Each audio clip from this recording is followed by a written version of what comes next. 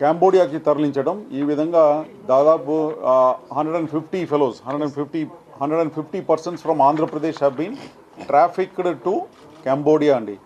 కాంబోడియాలో తీసుకువెళ్ళేసి వీళ్ళ ద్వారా అక్కడ మన వేరియస్ ఆన్లైన్ స్కామ్స్ ఏదైతే ఉందో అదంతా కూడా బలవంతంగా వీళ్ళని ఒక రూమ్లో కూర్చోపెట్టేసి వాళ్ళకి భోజనాలు ఇవ్వకుండా ఈ విధంగా వాళ్ళ మీద ఒత్తిడి తీసుకొచ్చేసి వాళ్ళ ద్వారా ఇండియాలో స్కామ్స్ నడిపించటం.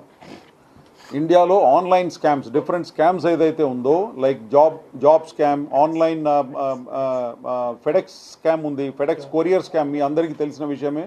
ఫెడెక్స్ కొరియర్ స్కామ్, తర్వాత క్రిప్టో కరెన్సీ రిలేటెడ్ స్కామ్స్, ఇవి అన్నీ కూడా అక్కడ బలవంతంగా ఒక రూమ్లో కూర్చోపెట్టేసి టాస్క్ గేమ్ స్కామ్స్ ఇవి అన్నీ కూడా మన వాళ్ళందరినీ కూడా ఇక్కడ నుంచి డేటా ఎంట్రీ ఆపరేటర్ ఉద్యోగం ఇప్పిస్తామని చెప్పేసి వీళ్ళ దగ్గర నుంచి కొంతమంది ఏజెంట్స్ ఉన్నారు, మన ఇండియన్ ఏజెంట్సే ఉన్నారు. ఆ ఇండియన్ ఏజెంట్స్ వీళ్ళ దగ్గర నుంచి ఇక్కడ లోకల్గా ఎవరినైతే మేము ఇప్పుడు అరెస్ట్ చేసినామో వాళ్ళు ముగ్గురిని మేము పట్టుకున్నాము. వాళ్ళు వీళ్ళ దగ్గర నుంచి అన్ఎంప్లాయిడ్ యూత్ దగ్గర నుంచి 1.5 lakhs చొప్పున కలెక్ట్ చేసుకొని తర్వాత 1.5 lakhsలో 80,000 కాంబోడియా వాళ్ళకి ఇస్తారు. ఎవరికి? కాంబోడియా వాళ్ళకు.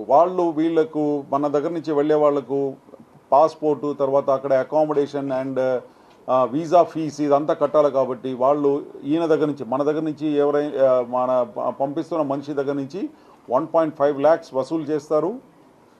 దాంట్లో 80,000 కాంబోడియా వాళ్ళకి పంపిస్తారు. కాంబోడియాలో ఫర్దర్ ఏజెంట్స్ ఎవరైతే ఉన్నారో వాళ్ళకు 80,000 పంపించేసి వీళ్ళు 70,000 ప్రాఫిట్ రూపంలో వీళ్ళ దగ్గర పెట్టుకుంటారు.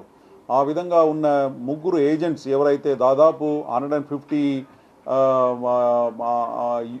అన్ఎంప్లాయిడ్ యూత్ని ఎవరిని అయితే ఇక్కడి నుంచి పంపించారో వాళ్ళ ముగ్గురు కూడా ఈరోజు అరెస్ట్ చేయడం జరిగింది. వీళ్ళందరి మీద కూడా హ్యూమన్ ట్రాఫికింగ్ యాక్ట్ కింద కేసు, తర్వాత ఎక్స్టార్షన్, రాంగ్ఫుల్ కన్ఫైన్మెంట్ ఈ సెక్షన్స్ కింద, క్రిమినల్ కాన్స్పిరసీ ఆల్సో ఈ సెక్షన్స్ కింద వీళ్ళ మీద